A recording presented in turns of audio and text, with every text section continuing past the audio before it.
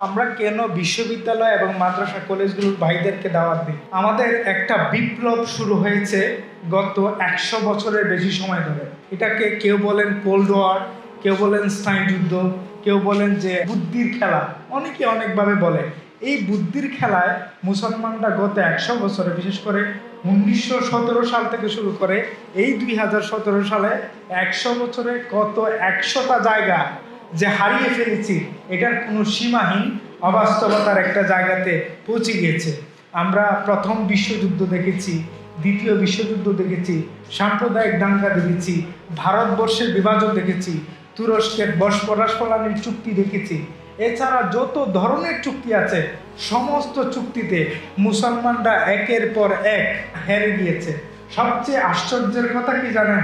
আমাদের এখানে ফাউন্ডেশনের কাজ করেন আব্দুল্লাহ মামুন ভাই, তিনি আমাদের জন্য নিচে পানি কিনতে গিয়েছেন।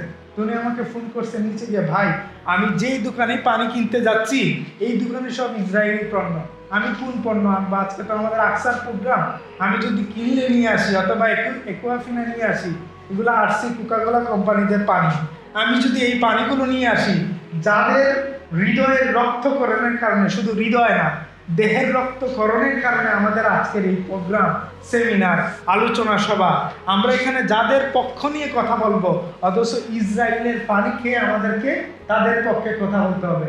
সর্বশেষ উনি অনেক দূর থেকে ফ্রেশ কোম্পানির পানি নিয়ে আসছেন। এই যে একটা ব্যবস্থাপনা পুরো পৃথিবীতে তৈরি হয়েছে, আপনি বাচ্চাকে দুধ খাওয়াতে যান, ডানু হোক কিংবা অন্যান্য কোম্পানির হোক, মার্কসের হোক, আপনি বাচ্চাকে দুধ খাওয়াইতে যান, আপনি বলতেছেন বয়কট করবেন। কোন কোম্পানিকে বয়কট করবেন? আপনি একটা কোট পরবেন, একটা জামা পরবেন, আপনি কোন কোম্পানির জামা পরবেন? আপনি মাইক্রোফোনে কথা বলবেন, একটা মোবাইল ফোনে কথা বলবেন, কোন কোম্পানির প্রোগ্রামে আপনি কথা বলবেন? সবই ইসরায়েলি এবং পশ্চিমা দালালদের দ্বারা আক্রান্ত। এবং এই যে বিষয়গুলো আছে, এই বিষয়গুলো সম্পর্কে আমরা মনে করি এটা আমাদের একদম খুব সাধারণ বিষয়, আসছে যাচ্ছে যাবে। আমরা কয়টা জিনিসকে বয়কট করব? শুধু একটা উদাহরণ দিই, আপনারা স্টারবাকস চিনেন না?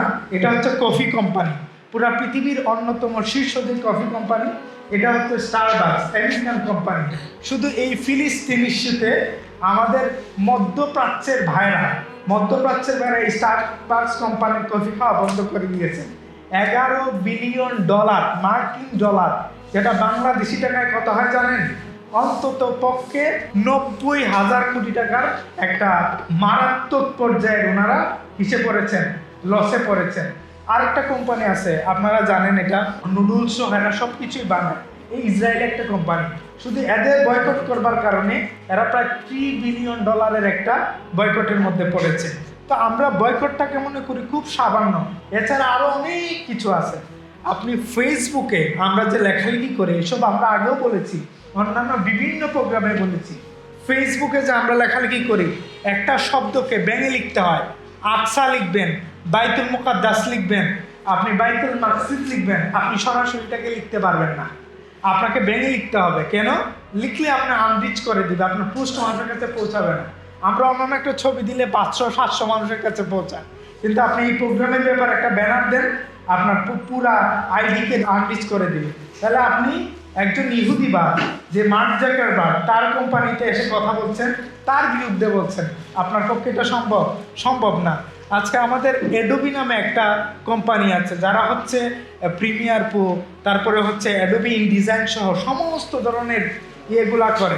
আপনি করবেন, তাদের ওখানে আপনি কোনো ধরনের ইসরায়েলি মতবাদকে যদি আপনি নষ্ট করে দিতে চান, এরা আপনাদেরকে, যারা মূল সাবস্ক্রিপশন নিয়ে চালায়, তাদেরকে আপনাকে ভালো সাপোর্ট দেন। এটা অনেক ডিজাইনার ভাইয়েরা আমাদেরকে বলেছেন। তো এই যে একটা অন্তরায় আমাদের সামনে পুরো পৃথিবীতে দাঁড়িয়েছে গত 100 বছরে, এটা শুধু অন্যান্য মানুষের কারণে দাঁড়ায় নাই, এটার জন্য আমরা নিজেরা দায়ী, এবং এটা পুরোপুরিভাবে আমাদের দায়িত্ব।